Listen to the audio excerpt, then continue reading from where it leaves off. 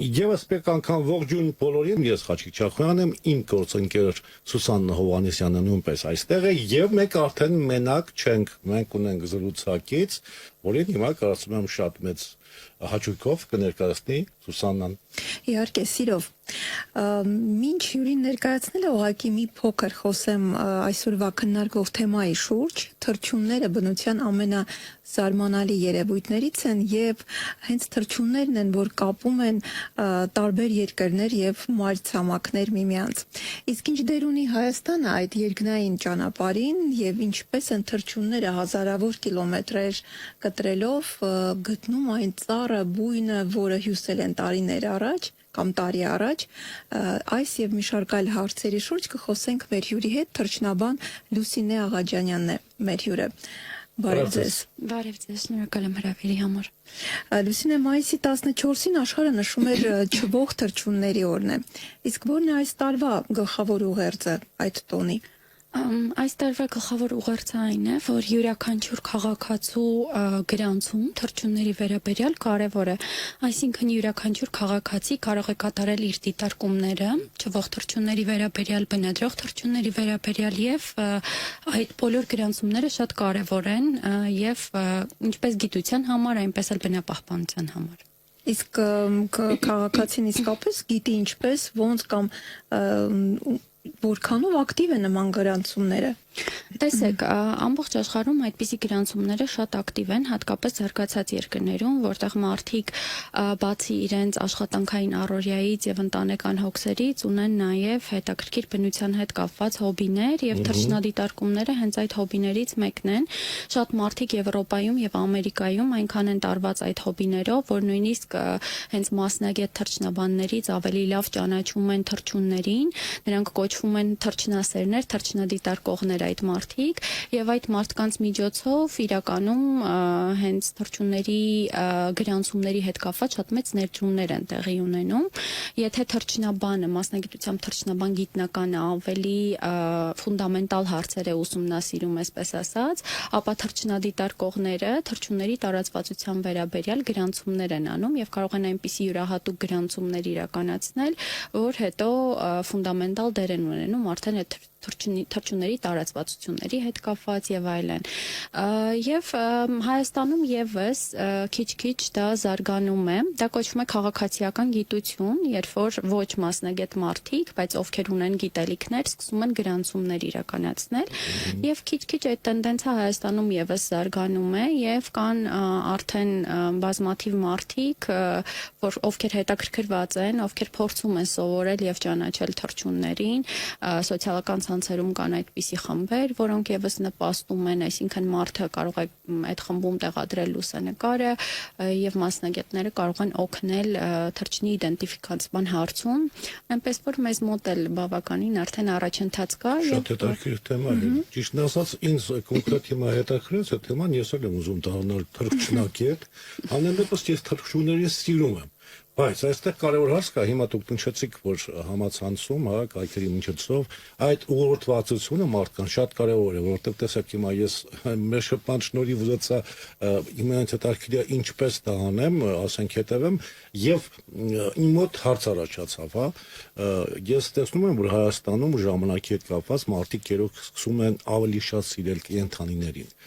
շներին, կատուներին, փիսիկներին եւ այլ եւ այլ եւ այլ եւ բացի այդ ժամանակին կար նաեւ հենց թռչունների նկատմամբ սերը, ասենք թութակ էին պահում, չգիտեմ, կաչաղակ էին պահում, սոխակ էին պահում։ Հիմա այդ գործոնը տարեստարի ասում եք աստիճանաբար շարժումն առաջ։ Եթե նման սերը շարունակվի, ապա կարծում եմ կգա մի օր, երբ որ հրապարակում մենք կտեսնենք թռչնասերերի ինչ որ հավաքույթ, որտեղ բոլոր թռչունները կարող են հետաքրքրել։ Եվ բացի այդ, ասենք կլիմայական փոփոխությունները ինչ ազդեցություն են ունենում թռչունների վրա եւ նրանց ներկայացումը այս կամ այն աշխարհամասում կամ այդ չավելը ինչ արդյունքների է բերում, նպաստում է կլիմայի ինչ որ փոփոխությանը, թե լրիվ հակառակը, մի խոսքով մասնագիտական լրիվ։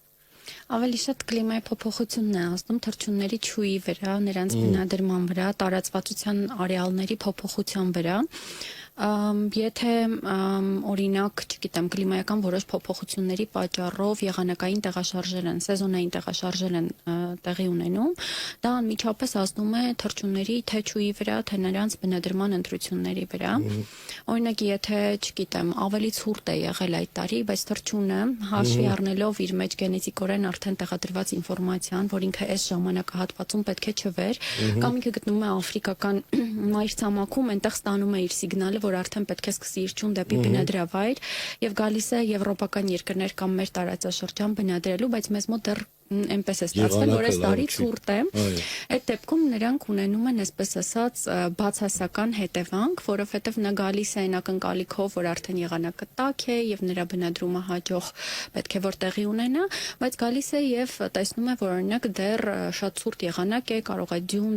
անձրև լինել եւ սառը ջերմաստիճանային պայմաններ, դա կարող է ինչ-որ չափով օրինակ հանգեցնել նրան, որ մի քիչ ավելի ուշանա բնադրումը, նա եկել է այստեղ, բայց ուշացնում է ավելի ամփորձները ոչ թե ուշացնում են բնադրումը եւ սպասում են բարենպաստ կլիմայական պայմանների, այլ սկսում են բնադրումը եւ օրինակ հաջող չի լինում այդ բնադրումը։ Նաև կլիմայական պայմանները, երբ որ քամու ուղղություններն են փոխում, ճյուղի վրա էլի շատ մեծ անմիջական ազդեցություն են ունենում։ Վերջին գիտական հետազոտությունները ցույց են տվել, ոչ թե գեոմագնիսական դաշտերի տատանումներն են նպաստում նրան, որ թռչունները մոլորվեն ճյուղի ընթացքում, այլ հենց քամիները։ Այսինքն, եթե ճյուղի ընթացքում չկանխատեսված ուժեղ քամի է լինում, դա չվուղուց կարող է շեղել թռչունին եւ նա հայտնվի լրիվ մի հատ ուրիշ տեղ։ Այդպես տեղի ունեցավ, օրինակ մեր գիշանգ հետ, ում վրա մենք GPS տվիչ էինք դրել, եւ նա 3 տարի մնաց Եմենում, այնտեղ ծմերման վայրներ իր, եւ պետք է արդեն 4-րդ տարում հետ գար Հայաստան, եւ քամու պատճառով գնաց հասավ մինչեւ Թուրքմենստան եւ մոտավորապես այսպես ասած մի ամիս տևեց մինչեւ նա հետ գալու ճանապարհը գտավ, ի վերջո եկավ հասավ իր այն վայրը, որտեղ նա ծնվել էր։ Բրավո։ Այդ հարցը միշտ հետաքրքրել է։ Ինչի շնորհիվ դուք տվիչ եք տեղադրել թռչունի վրա եւ շնորհիվ այդ սարքի հետևել եք նրա չվերթը, իսկ ինքը թռչունը ինչու է առաջնորդվում այդ նավիգատորը նավիգատոր ասված է իր մեջ որտեղից։ Դա միշտ բոլորին հետաքրքրել է եւ շատ ուսումնասիրություններ կան արված դրա հետ կապված, հիմնականում համարվում է 3 հիմնական գործոններ կան, որ նպաստում են, որպեսզի թռչունը այսպես ասած կողմնորոշվի, հա, դա իր մեջ արկա քարտեզներն են, տարբեր տեսակի քարտեզներ ունի, իր մեջ արկա GPS-ներն են, էլի տարբեր տեսակի GPS-ներ ունի եւ ժամացույցը իր մեջ արկա, որը էլի եւս նպաստում է։ Գեոմագնիսական քարտեզներով կարողանում է շատ լավ նա անցալել եւ տեղաշարժվել, նրա աչքերում, թռչունների աչքերում, համարյա բոլոր տեսակների աչքերում կան կրիպտոքրոմ տեսակի սպիտակուցներ, որոնք որ հենց այդ նավիգացիան են, այսպես ասած, ապահովում։ Հա, եւ նույնիսկ երբ որ գեոմագնիսական դաշտերի տատանումներ են լինում, դա չի խախտում նրանց քարտեզը եւ նրանք անցալում են, բայց բացի դրանից նրանք մի քանի տարբեր տեսակի քարտեզներ ունեն նաեւ արևային քարտեզ, այսինքն ըստ արևի դիրքի կարողանում են կողմնորոշվել թե որ ուղղությամբ իրենք պետք է գնան։ Գիշերը չվող թռչունները, դրանք ճնճղուկազգիներն են, նա հիմնականում ուղղորդվում են աստղային քարտեզներով եւ այսպիսի տարբեր բաներ կոմբինացնելով, օրինակ եթե չգիտեմ մի բան է պատահել եւ նավիգացիոն, այսպես ասած, քարտեզը լավ չի աշխատում, գեոմագնիսականը նա կարող է արևային օգտագործել, այո, փոխարինել։ Եվ հա, ու դա գենետիկորեն նրանց մեջ կա էլի տեղադրված է։ Ես մեր հանդիպումից հետո ես արդեն շատ լուրջ կվերաբերեմ թռչուններին, որոնք պարզապես իրոք սա գիտություն է եւ ֆանտաստիկայի ժանրից, հիմա մենք խոսում ենք նավիգատոր, քարտեզ ու ամեն ինչ կա GPS ու թռչունի մեջ ամեն ինչ։ Իրոք շատ հետաքրքիր է։ Լուսինե, իսկ այդ ճյուղի մեջ Հայաստանը ինչ դեր է խաղում։ Արդյոք մենք տարանցիկ երկիր ենք, թե ավելի շատ բնադրման համար նպաստավոր։ Այ օրինակ ինձ շատ միշտ գրավում է որպես թռչնասեր երևի մի դրվագ Արարատյան դաշտավարում արագիլների տեսարանը, այնքան ջերմություն, այնքան կենսահաստատ տեսարան է, կարծես իրենք իրենց հետ ինչ որ խաղաղություն եւ կյանքի շարունակություն են բերում։ Տեսեք, Հայաստանը թե տարանցիկ երկիր է, թե հարմար երկիր բնադրման համար, շատ տեսակների համար, որպես մենք գտնվում ենք Խաչմերուկում, դա ոչ մեկի համար գաղտնիք չի, թե այո, բոլոր առումներով, թե ժողովուրդների տեղաշարժման Խաչմերուկում ենք, թե կենդանիների, ու թռչունների հետ կապված էլի այդպես է,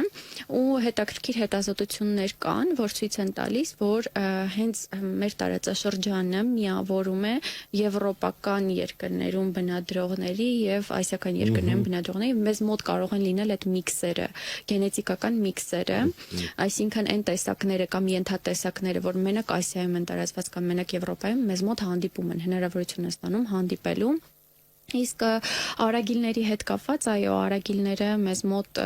երևի ամենաճանաչված խարիզմատիկ տեսակն են չվող եւ այո, ամբողջ աշխարհում իրականում հենց սպիտակ արագիլի միջոցով առաջին անգամ բացահայտվեց հենց չուի երևույթը, որովհետեւ Գերմանիայում 1800-ական թվականներին գտան առաջի սպիտակ արագիլին, որը նետահարված էր աֆրիկյան նիզակով եւ իրենց մոտ հարց առաջացավ, թե այս աֆրիկյան նիզակն ինչու է սպիտակ արագիլի վրա, հետո երկար գնացին, հետազոտեցին ու հասկացան, որ արագիլները փաստորեն չվում են Աֆրիկա։ Մինչև այդ համարվում էր, որ թռչունները ձմռանը ուղղակի վերափոխվում են այլ կենդանի օրգանիզմների, որտեղ հայտնի չէր չուի երևույթի մասին, մարդիկ չէին հասկանում ուր են կորում թռչունները։ Իսկ մեզ մոտի արագիլները էլի մենք արբանյակային տվիչներ ենք տեղադրել եւ այդքան հեռու չեն թռչում, ինքը համարվում է շատ հեռու թռչող չվող տեսակ, բայց մեզ մոտ ընդամենը 700 կիլոմետր այն կողմ են գնում Իրաք դեպի եւ այնտեղ ծմերում են, այնուհետեւ հետ են գալիս մեզ մոտ։ Այս տարի մեր տվիչներով արագիլներից մեկը սկսել է բնադրումը, երրորդ օրացույցային տարին է իր։ Ինձ ուղղակի հետաքրքրեց եւս մեկ շատ կարևոր փաստ, թե ես ինչքան հասկանում եմ, դա գիտություն է նաեւ, այստեղ մենք խոսում ենք ֆանտաստիկայի ժանրից, բայց սա գիտություն է, գիտություն, որը կապված է ուղղակի թռչունների հետ։ Իսկ ինչով է դա նպաստում մարդկանց, հա մեզ դա, ինչով, այսինքն դուք զբաղվում եք թռչուններով, հետևություններ անում, ինչ որ բաներ հասկանում, կայացնում, որոշում, ինչով է դա նպաստում մարդկանց։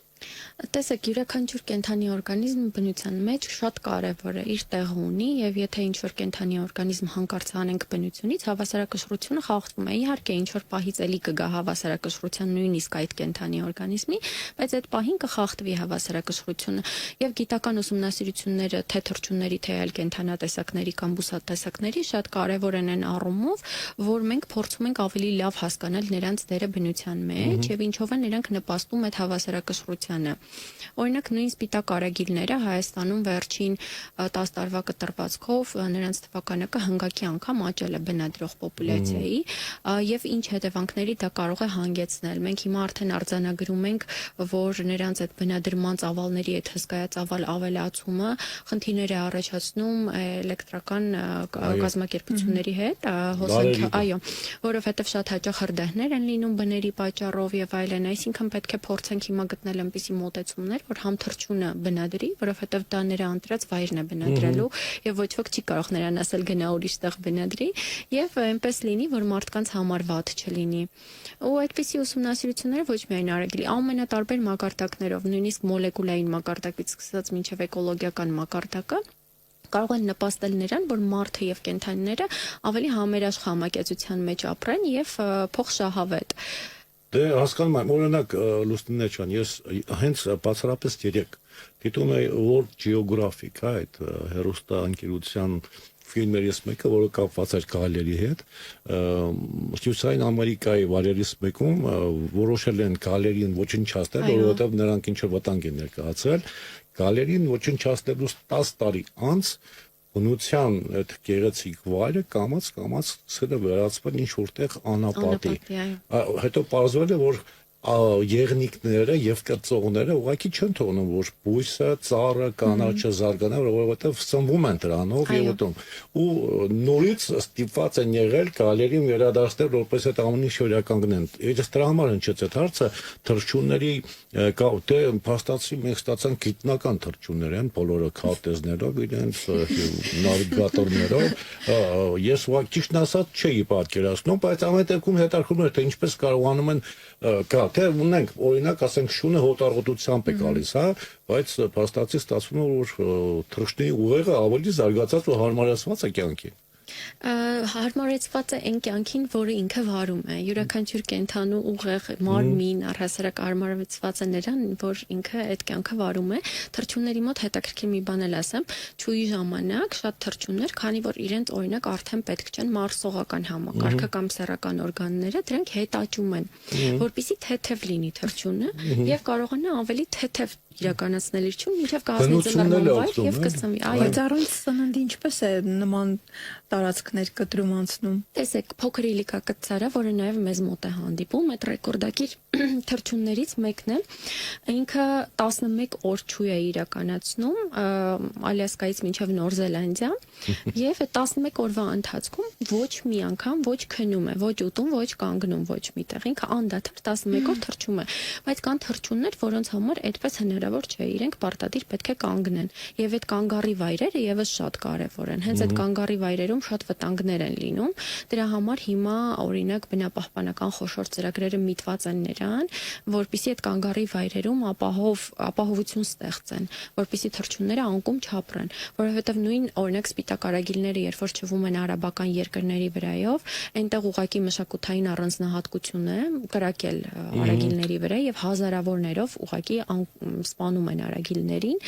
Այդպես մշակութային առանձնահատկություն կա Եվրոպայում, Մալտայում, Կիպրոսում եւ այլ այդ հարավային հատվածի երկրներում, որ այնտեղից ցանցեր են դնում ճնճղուկազգիներին, որսում են, ուտում են, բայց ոչ թե սովի պատճառով են ուտում։ Ուղղակի իրենց մշակութային ոնց որ ու հիմա փորձում են, այսպես ասած, պայքարել դրա դեմ, որովհետեւ անկումը շատ մեծ է թռչունների։ Եթե 90-ական թվականներին չվող թռչունների քանակը բավականին բարձր էր, ապա հիմա 70%-ով նվազել է ամբողջ աշխարհում։ Դե պետք է արագիլները նավիգացիան փոխեն, նավիգատորները պետք է փոխեն։ Դե արագիլների դեպքում օրինակ իրենք նաև այնքան խելացի են, որ իրենք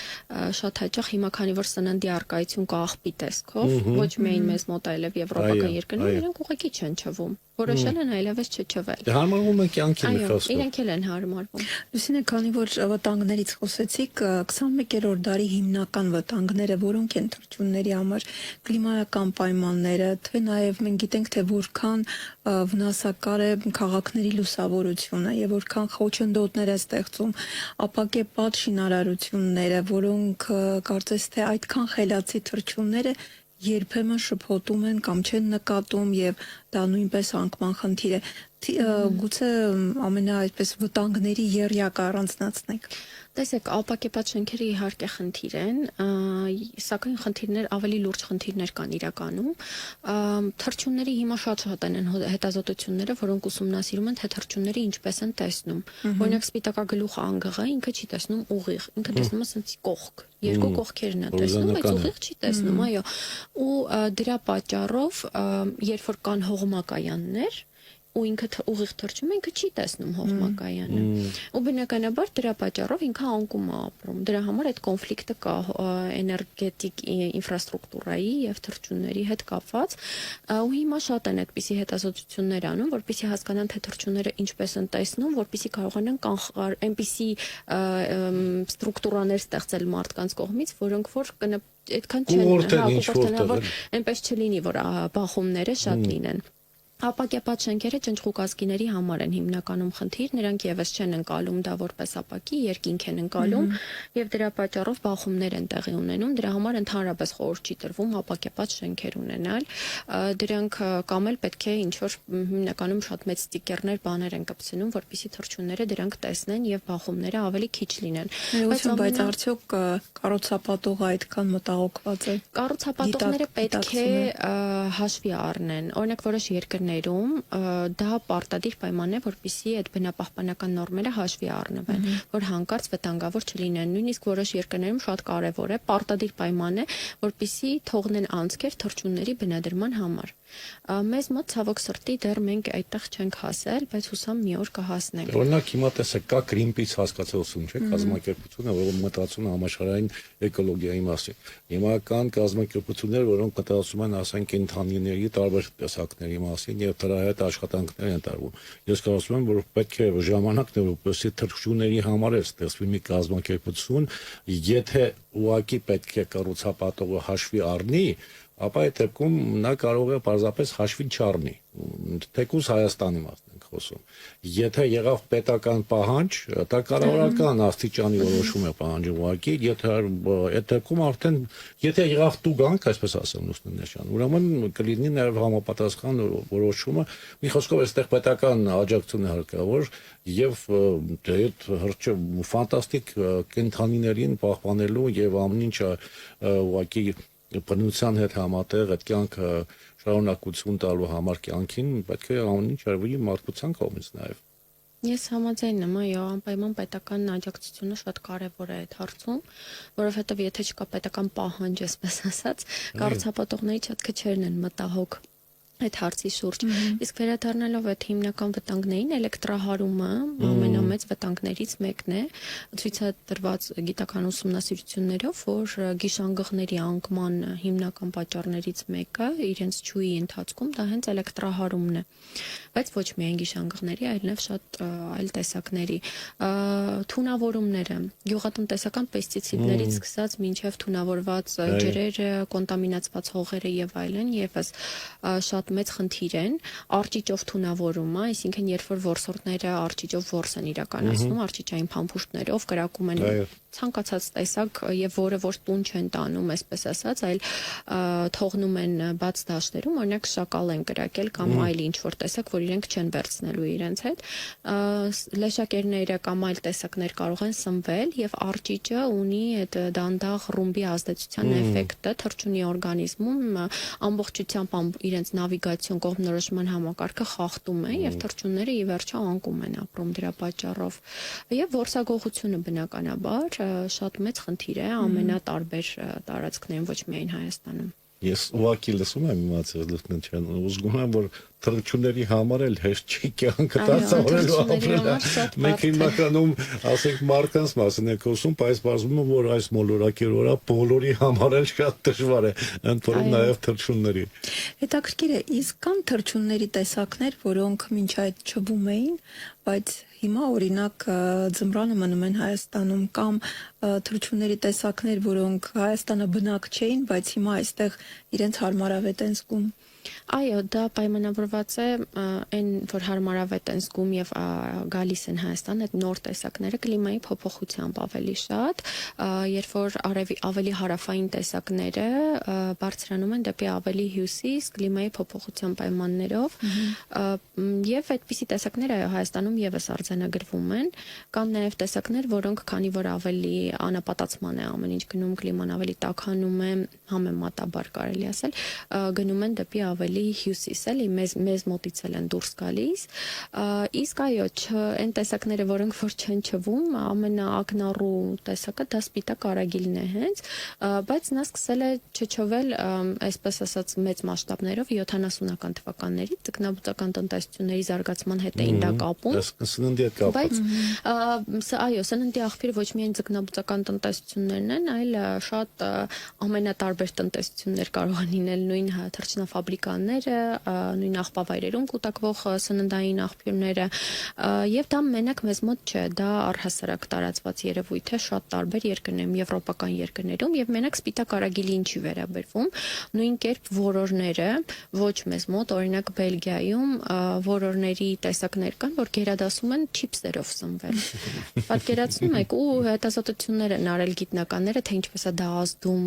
իրենց ձագերի վրա, երբ որ չիպսերով են գերակրվում, բայց տվյալ պահի ազդեցություն իհարկե չեն գտել, ինչպես մարդկանց մոտ դա կարող է երկարաժամկետ ժամանակահատվածի համար ինչ-որ բացասական էֆեկտ տա, բայց այդ պահին ամենալավ սնվածները հենց իրենք են։ Նույնն էլ սպիտակ արագիլները, որոնք աղբավայրերում են սնվում, իրենք ավելի լավ են սնվում, շատ են սնվում, որտեղ անսահմանափակ սննդի աղբյուր է, որս չեն անում, էներգիա չեն ծախսում, իրենք ավելի հեշտ են նույնիսկ չու իրականացնում կամ տեղաշարժել, որովհետև սննդի պակաս չեն ունենում, իսկ թե հետագայում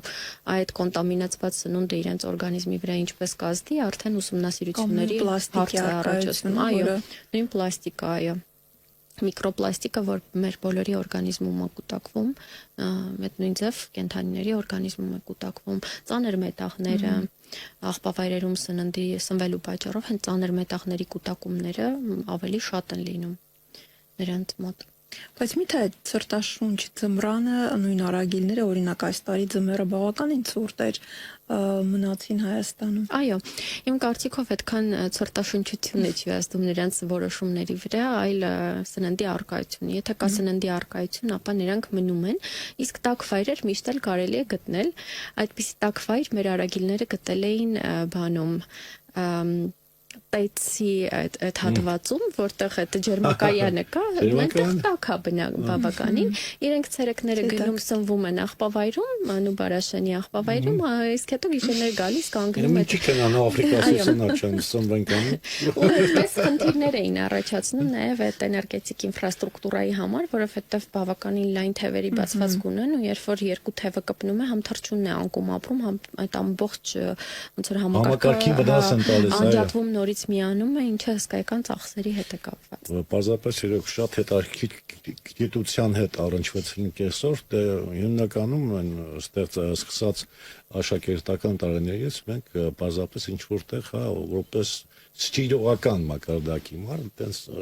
չվում են, հետո գալիս են, գնացին, շատ դուր չենք մտածել այդ ամենի մասին, բայց հիմա լուսնենի զրույցից հետո ես հասկացա, որ սա իրոք ոչ թե գիտություն, այլ շատ լուրջ գիտություն է ու կապված համաշխարհային էկոլոգիայի հետ, համաշխարհային կլիմայական պայմանների հետ, մի խոսքով այստեղ, բայց դե թռչուններն են խորամանկ լինում, տես օրինակ արագիլները գտել են սննդի տեղը, այլ ինչի՞ չունեն գնանք հիմա, հետո բացի այդ չիփս են ուտում, այդ որոնցի պետք է հասկացնել, որ չիփսը այդքան էլ լավ բան չի։ Չմնաք այդքան խելացի են։ Այ մենք զարմանում ենք ձեր տրամադրած տեղեկությունների վրա, իսկ դուք որպես գիտնական բնականաբար դա ընդունում եք որպես գիտություն։ Իսկ ձեր կյանքում եղել են դեպքեր, որ իսկապես դուք եք զարմացել կապված թռչունների հետ։ Երևի անընդհատ զարմանում որովհետև թռչունների մանավանդ վարքաբանության հետ կապված հետազոտությունները շատ հետաքրքիր են։ Տպավորիչն է ըստ Ամենատպավորիչը, երբ որ ուրեմն տեսակներ կան, որոնք համարվում են բան, որ հավատարիմ են իրենք իրենց ոգին, իդեպ ասեմ արագիլների մասին դա էլ է միֆ, չնայած դա ինձ չի զարմացրել, որտեվ երկար ուսումնասիրությունների ժամանակ արդեն գիտեի դրա մասին, իրենք իրականում հավատարիմ չեն եւ մի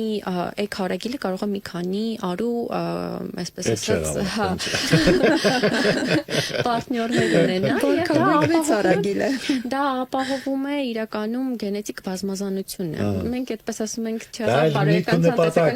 բնության տեսանկյունից այո, դա ունի հստակ նպատակ, դա գենետիկ բազմազանությունը ապահովելն է։ Իսկ անգղների մոտ, որ համարվում էր նույն գիշանգղը ինքը պետք է լինի այսպես ասած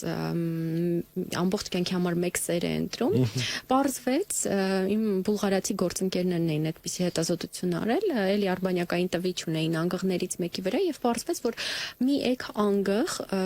արդեն հաստատված մի ընտանիքի էքին սկսեց անդադ հետաբնդել եւ փորձում էր դուրս քշել այդ ընտանիքից։ Այո, եւ վերջում շատ վատ բան տեղի ունեցավ իրականում, նա այդ էքին երևի կռիվ են արել եւ այդ մյուս էքը անկում էր ապրել, այսինքն փաստացի սպանել էր այդ մյուս էքին, որպեսզի զբաղեցնի նրա տեղը։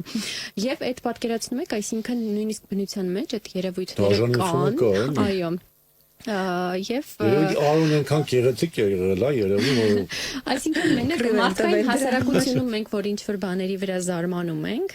այդ ամեն ինչը միշտ կարելի է գտնել բնության մեջ։ Նմանություն կարելի է գտնել անկասկած, բայց շատ հետաքրքիր է։ Ագռավները 300 տարի են ապրում։ Չէ, իրականում դա իրականությանը չի համապատասխանում, բայց ագռավները այո, շատ խելացի թռչուններ են, ամենախելացի թռչուններից մեկն է։ Եվ ասում են իրենց վնաս տվողին դեմքով են հիշում։ Այո, ոչ միայն ագռավները, այլև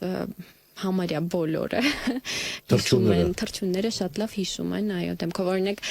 ես էլ ունեմ այդ զգացողությունը, որ այն թռչունները, որոնց վրա ես արբանյակային տվիչ եմ դնում, իրենք հաստատից հիշում են։ Զգույշ կլինես լուսնը։ Չէ, ված չեն վերաբերվում, հիշում են։ Չէ, կոնը այդ տվիչը տնելու ժամանակ շոյելով, համոզելով, ինչ որ լավ բառեր ասելով, որ ժպիտ տեսնեն, թե չէ ինչ որ հետո Աստված մի արասցա երկի, բայց Լուսինե, մեր զրույցը շատ հետաքրքիր մի թեմայից սկսեցինք, որ քաղաքացիները կարող են որոշակի տվյալներ գրանցել։ Իսկ այսօր ինչ խորհուրդ կտաք նրանց, ովքեր մերպես առաջին անգամ իմացան, որ մենք էլ կարող ենք մեր նպաստը բերել թռչունների ուսումնասիրման այդ գիտության մեջ, որոնք են քայլերը ամենահասարակ, պարզ ի նպաստ այս գիտության։ Դե առաջին հերթին օրինակ, որ անտարբերությունը ավելի քչանա, ավելի հոգատար մարդիկ դառնան, որովհետև հատկապես որոշակի շրջաններում վնասված թռչուններ են լինում,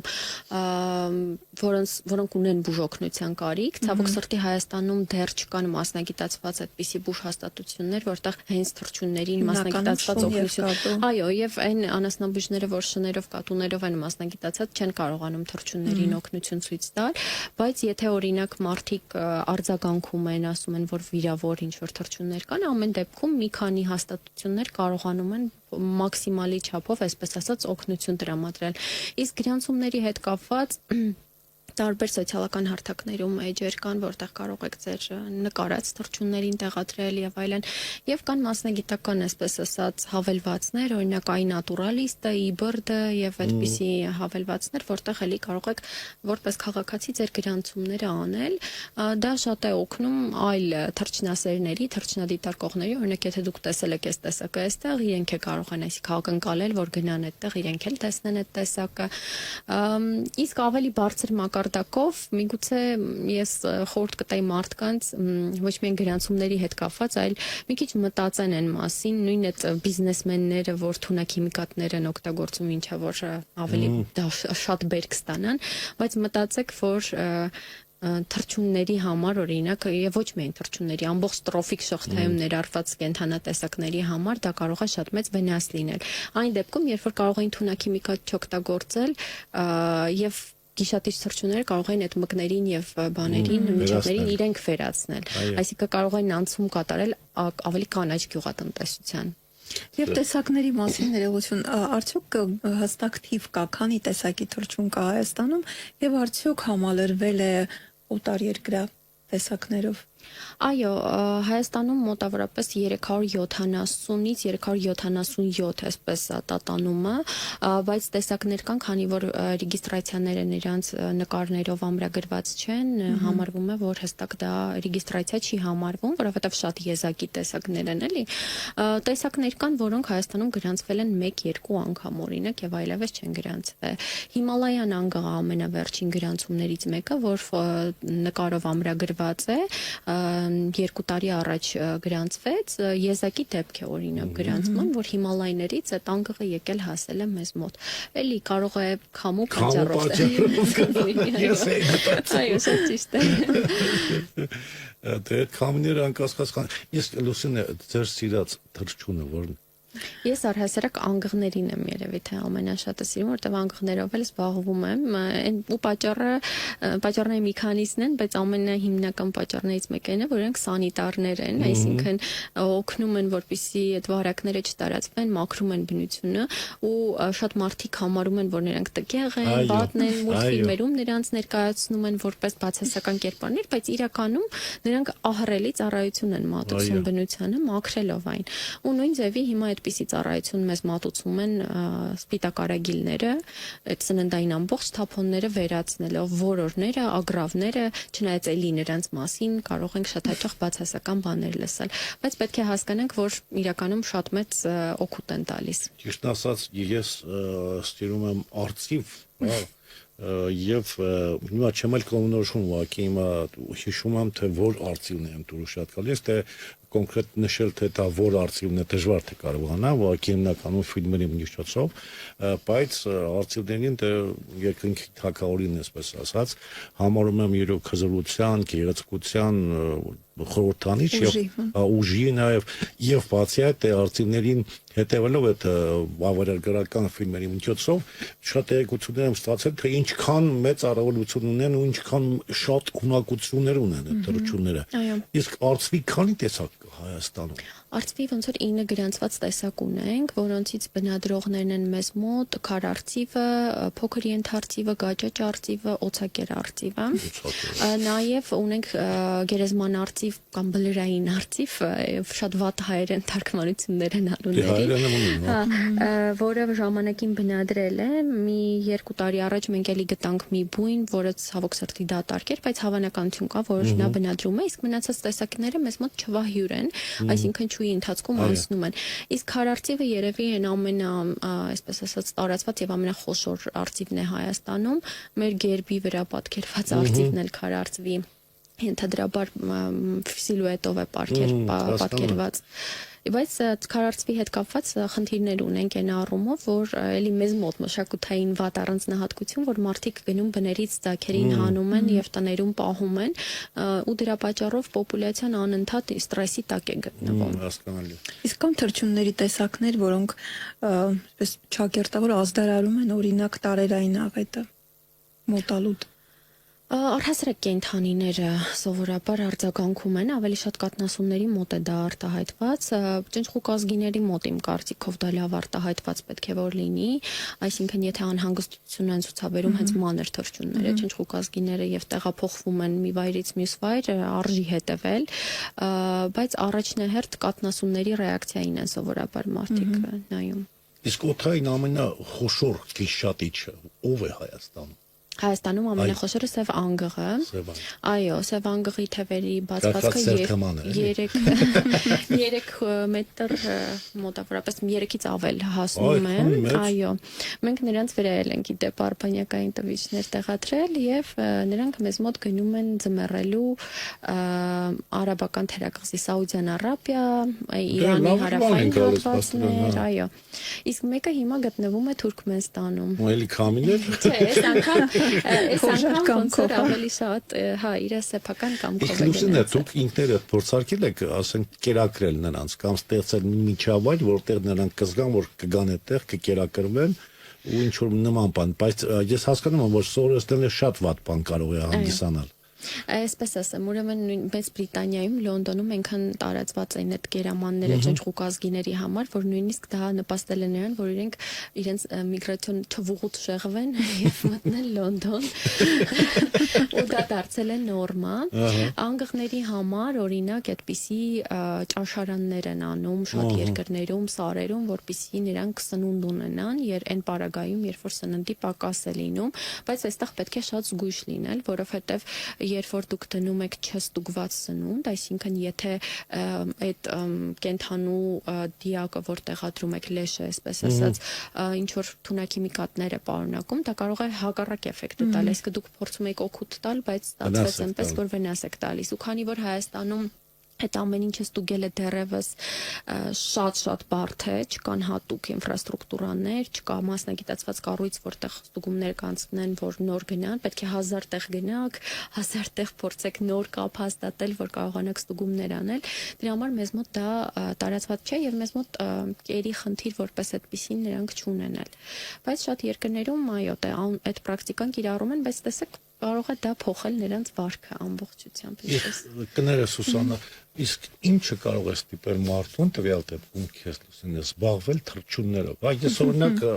սպորտասեր մարդ եմ, այսպես ասեմ, բայց յուղ եմ նայում երաժշտություն, չգիտեմ, օպերա, թատրոն, բայց թռչունների մասին երբեք այդքան խորը չի մտածել։ Հիմա ուզում եմ հասկանալ, թե ասենք ինչպես եղավ, որ ինչը ստիպը, չէ՞ որ մի պատճառ կա ամեն դեպքում, որ դու սկսեցիր զբաղվել թռչուններով, այնտեղ անգղներով, հա, այսպես ասեմ։ Ինձ թվում է դա փոքր տարիքից է գալիս։ Ես փոքր ժամանակվանից, երբ որ նայում էի National Geographic-ի ֆիլմերը, հաստատ գիտեի, որ կենդանաբան եմ դառնալու։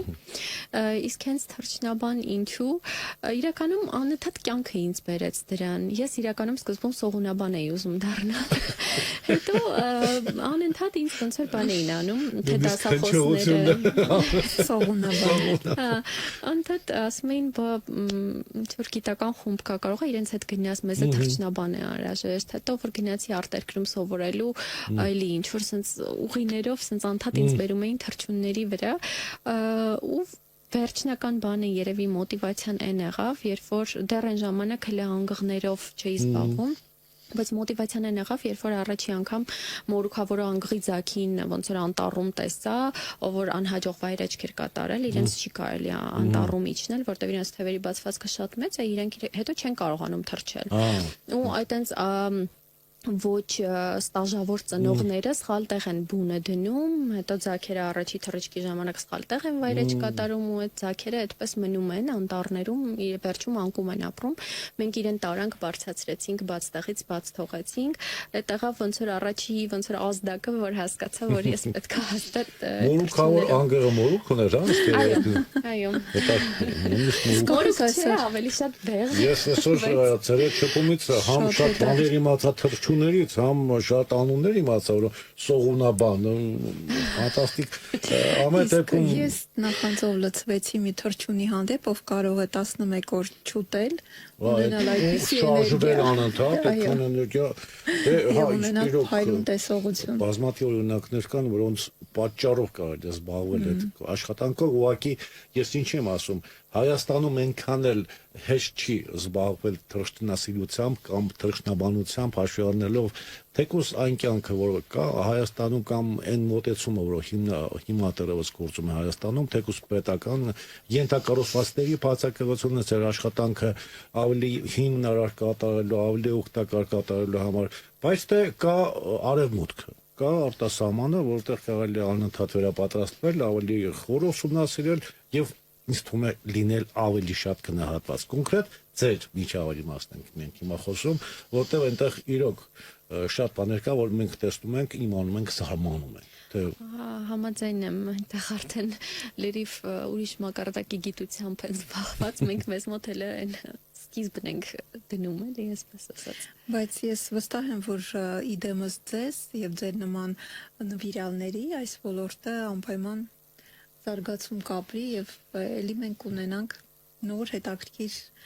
զրույցների առիթներ։ Ես ձեզ մեծ հաջողություններ եմ ցանկանում, շատ շնորհակալ եմ, որ եկաք, իրոք շատ հետաքրքիր թեմա էր եւ կարծում եմ այն մարդիկ, ովքեր մեզ նաեւ լսում էին, նույնպես հետաքրքրվեցին, որտեվ առաջին հերթին կարող են ուղղակի վերացական մոտեցում ցուցաբերել ինչ թռչնասիրություն, ինչ թռչնաբանություն, դա նման մոտեցումներ կան հիմա մեր Այնքան կյանքում։ լուրջ հարցեր կան, ինչ թռչնաբանություն։ Բայց փաստացի ստացվում է, որ շատ հրաշալի, շատ հետաքրքիր, շատ խորը մարդկային նաև, ինչու՞ չէ, գիտությունը, որը կարող է մեծ նպաստներ ունենալ եւ բնական կլիմայական պայմաններին եւ ընդհանրապես կենտրոնական աշխարհի հետ կապված։ Հիշեցնեմ թռչնաբան Լուսինե Աղաջանյանն էր մեր հետ։ Լուսինե Աղաջանյան ջան, շնորհակալություն, որ եկաք, մեզ պարգևեցիք այս հաճելի րոպեները, շնորհակալություն զրույցի համար։